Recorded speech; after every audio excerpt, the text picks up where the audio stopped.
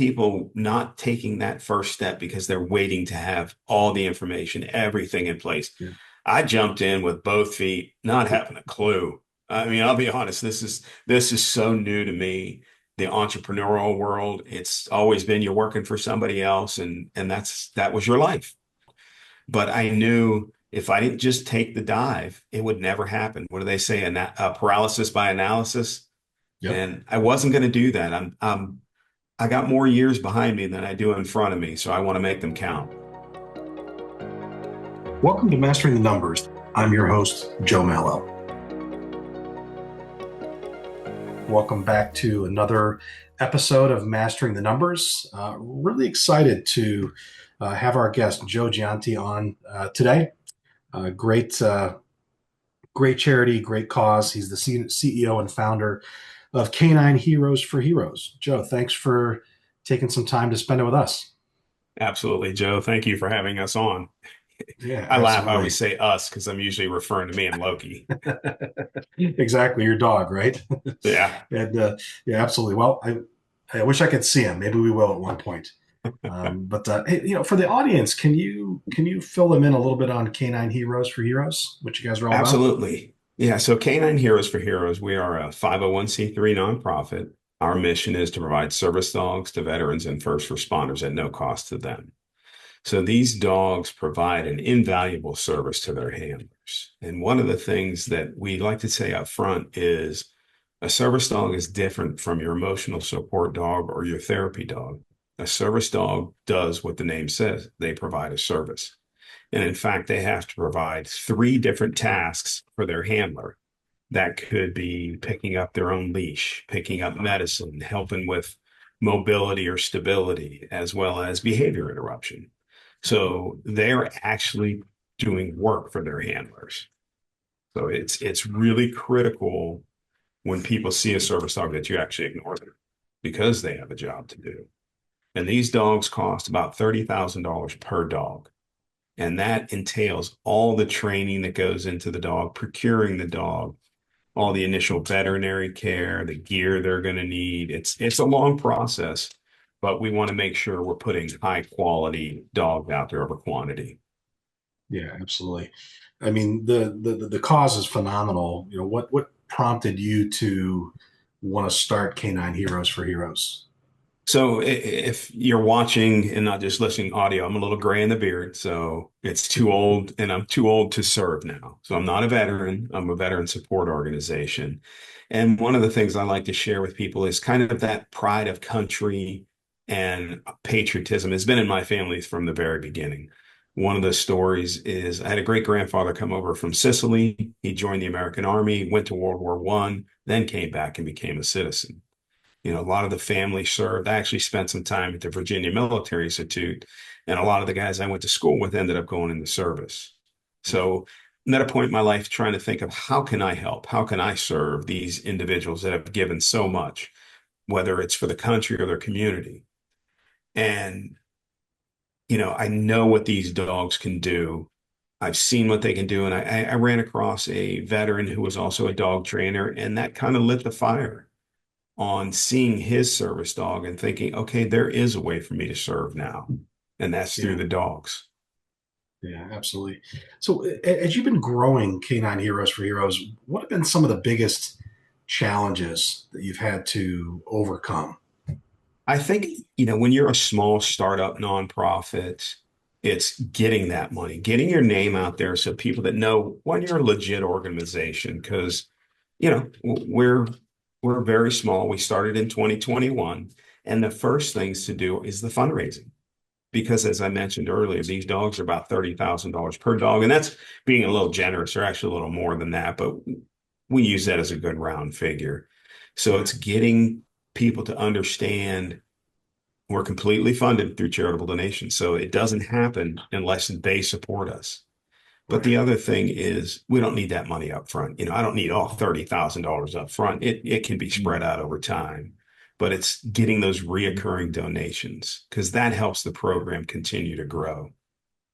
yeah. How many dogs have you sent out there So to we've got to the help? one in the field. Yeah, we've got the one in the field right now. That's Bella with her handler, Debbie.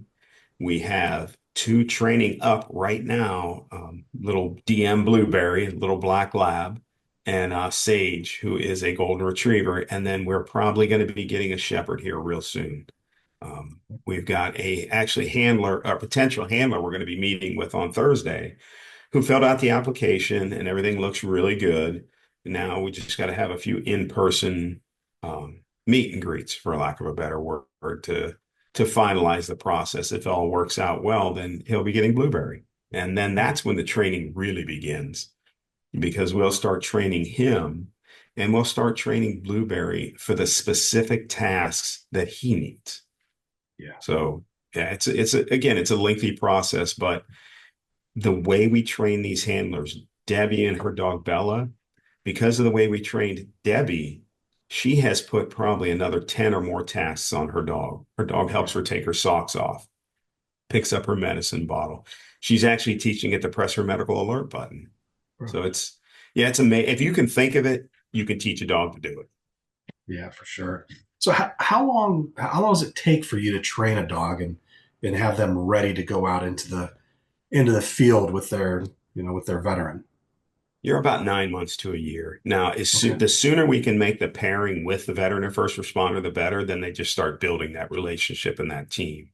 Yeah. But the reason we got Blueberry and Sage when we did is we had companies raise enough money to fund a complete dog. Yeah. So I wanted to get the training starting because they're all going to get the normal training that a pet dog would get initially. They're going to learn the sits, the downs, the stays, the recalls, things of that nature. So I could get those moving with our partner kennel, Ridgeside Canine Ashtabula, and get these dogs a head start. That way, when we do have the veteran, we're partway into the process already. Yeah. That's great. So, as you've been growing the business since 2021, is there anything you look back and say, I would have done this differently in the growth of the nonprofit?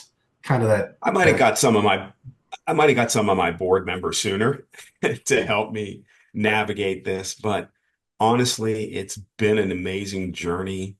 I have met some amazing other nonprofit service dog companies who have reached out and just said, how can we help you? Because we're all in it for the same reason. How do we help the veteran and first responder community? One of the initial ones was one out of Virginia called Mutts with a Mission. When I started Canine Heroes for Heroes, they found me on LinkedIn, I believe it was, and sent me a message, said, hey, I'd love to send you our application. Why should you start, from scratch? Another one out of Florida called Forgotten Coast Canines, and another out of New York, Clear Path for Veterans. So one of the things that we're trying to do is not only be a service dog provider, but also a database. So if I get a call or an email through our website from a veteran or first responder who's not in the area, maybe it just doesn't make sense geographically or financially, we don't have the money for another dog. I can refer to them someone closer to where they're located. So that's been pretty nice.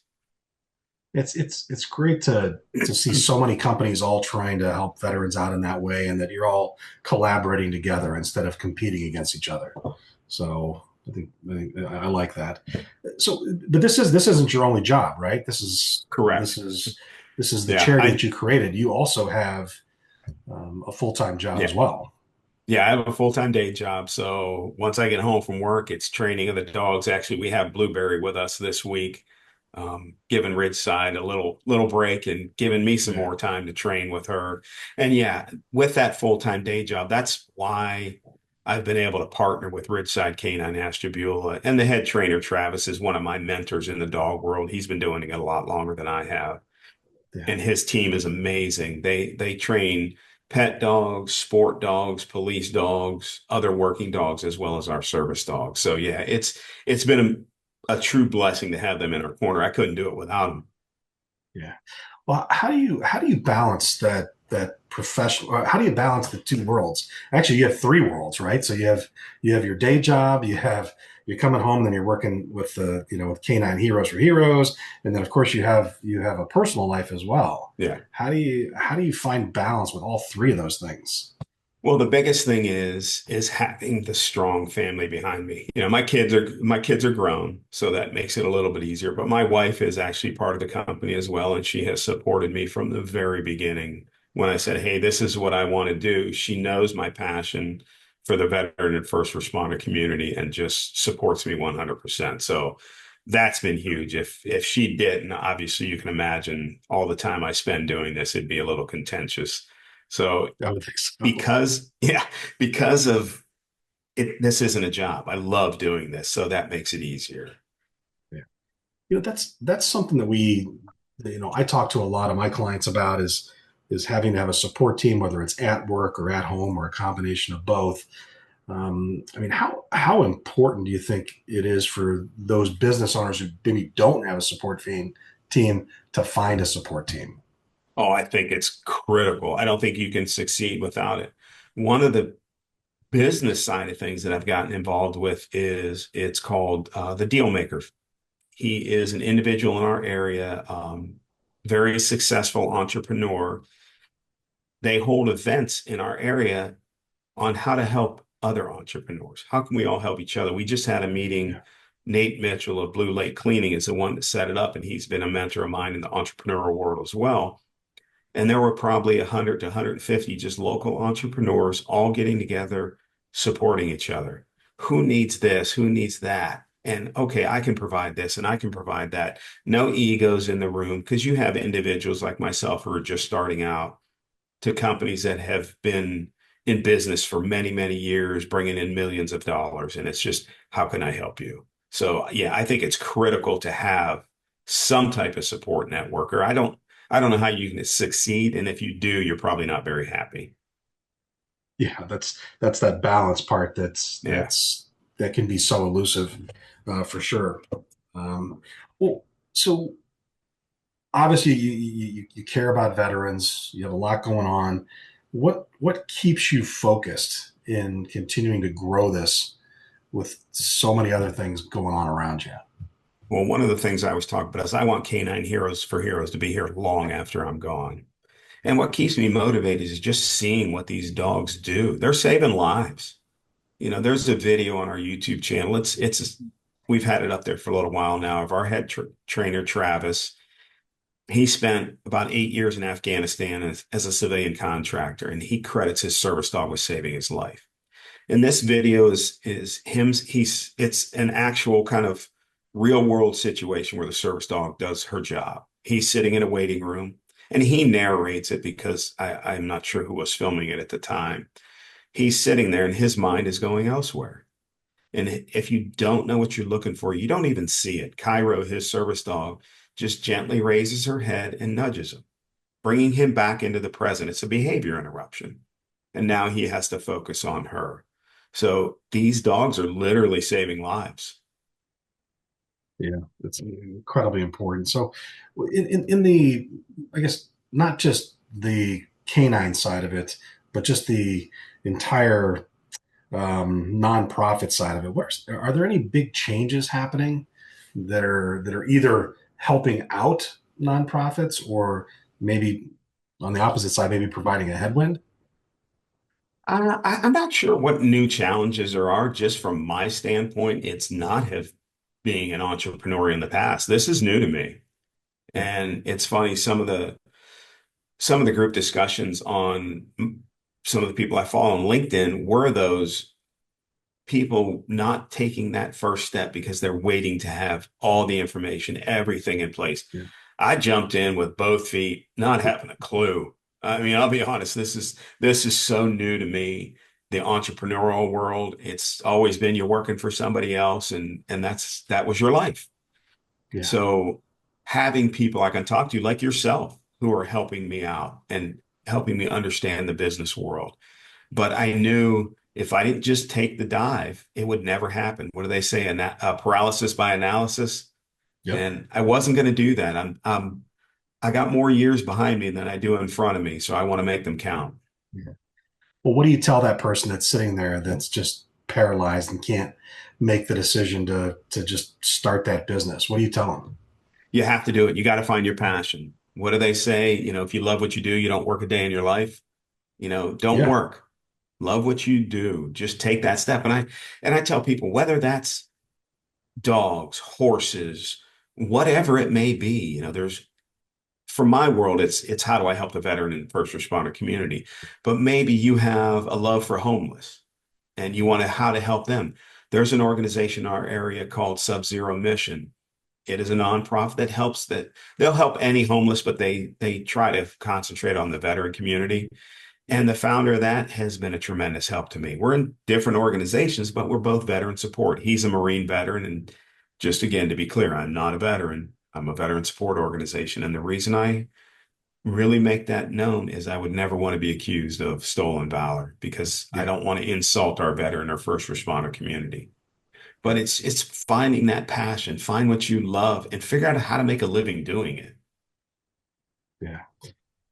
So you already told us some of the challenges at the beginning, starting up the nonprofit. What are the biggest challenges that all the nonprofits face, or nonprofits like yours? I would think it's those donations, getting Okay. people to realize every dollar counts. And I have to relay this story because it was just a happenstance. I was at a networking event in downtown Cleveland and we're leaving and I'm waiting for them. I always say we, again, it's me and Loki. We're leaving the restaurant and there's a nice elderly woman who asked if she could pet Loki, which is great. And my answer is no, he's a working dog. And she just called me yesterday because she found my card. She couldn't remember where she put it. Just the sweetest woman. And she's going to donate $25 a month because Yeah, she just wants a support. So whether it's that 5, 10, 15, 20, $25, or we just had somebody who may fund an entire dog. They're going out to training facility tomorrow to meet with Travis, and then they're going to meet with me later. So again, it's whether it's the smallest or the biggest donation, it's that's what's important. But that's our probably all of our biggest challenge is getting the funding, the reoccurring routine funding coming in so that we can plan for the future dogs or the future whatever your nonprofit may be. yeah, yeah. I definitely hear that from other nonprofits that I speak with. Occasionally that it's getting those consistent monthly donations to Yeah. go through. So where do you see Canine Heroes for Heroes in the next 12 to 36 months? Well, I hope we have 3 or 4 more dogs out in the field and some actively being trained up. Our name is definitely getting out there, whether it's LinkedIn, Instagram, Facebook. LinkedIn's our biggest platform where we have the most followers, but we are traveling down to Florida Saturday for a big event. One day at a shooting range, the next day is going to be at a golf. It's a golf outing put on by Shell Shock Technologies, an ammo company who found us.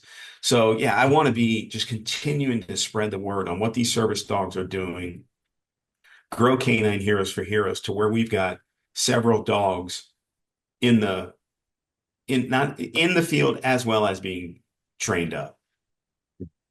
Right. Well, I surely believe that you're going to get there. I really do. You can hear the passion in your voice when you talk about it. Final question, then I'll let you go. I'll Yeah, stop drilling you with questions. that's Um, all let's right. let's say you run into another, whether it's another nonprofit or a small business owner that's maybe 1 or 2 years in. They're struggling a little bit. They're stressed out. What kind of advice would you give them? Don't give up. Just keep pushing forward because if it's your passion, you will find a way to succeed. But also don't do it in a vacuum. Find that support network. Again, it doesn't have to be in your particular field. These people that in these Right. networking events I'm meeting with, none of them are nonprofits.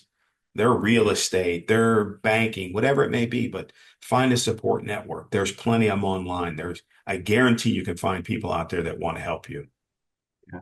Yeah. I've always said I think you need to have a mentor and you have to have a support system around you of people that have been there and done that, right? Absolutely. Where when you're stressed out, they can tell you, hey, you know what? I ran into the same issues. This is how I overcame them. So Yeah. I think it's correct. Like you said, you just can't be in a vacuum. You can't just go it alone. I think too many So people try to do that, and that's when they fail because they feel overwhelmed. It's been a yeah, blessing that I've added five people to the board just recently, and they all have their particular skill set. A couple of veterans that can help with the veteran side of things. Travis, who is going to be the key for the dog training, and then Marla, who is a veterinarian and a working dog and sport dog competitor herself. So we've got a good board that's going to help us move forward. And Megan is my vice president, who is out in the Kansas City area working with the veteran community out there. Awesome, awesome. Well, listen, I can't wait to see how far you go. I definitely would like to stay in touch for sure. If Absolutely. anybody wants to find out more information about Canine Heroes for Heroes or get in touch with you, what's the best way to do that? We have the website, of course, canineheroesforheroes.com, and there is a link on there. You can send me an email and I'll respond. We're on LinkedIn, Instagram, Facebook. Just type in Canine Heroes for Heroes, and it's the letter K, the number 9, and the number 4. My contact information is all over there. And we love sharing our mission. I just gave a speech. I hate saying speech. I gave a educational talk to the Holden Arboretum up here. It's a outdoor venue to their staff on service dogs. So we love educating people. We love getting out there and sharing the mission of what these dogs can do, because they are truly angels without wings. Yeah, absolutely. Listen, I really, really appreciate you coming on to the interview series. It was great learning more. Definitely would like to stay in touch. So once again, I really appreciate you taking part. And for all those out there listening, thanks for taking part with another episode. And I'd just like to give a quick shout out to my marketing team, Alyssa and Lisa at Check Off Your List, for making these podcasts work. Without them, nobody would be seeing them. So, Joe, thank you very much. And everybody have a great evening, and we'll catch you on the next episode. Take care. Thank you, my friend. You got it. You've just tuned into another episode of Mastering the Numbers. We hope you found valuable insight to boost your financial success. Be sure to subscribe on your favorite platform and leave us a review.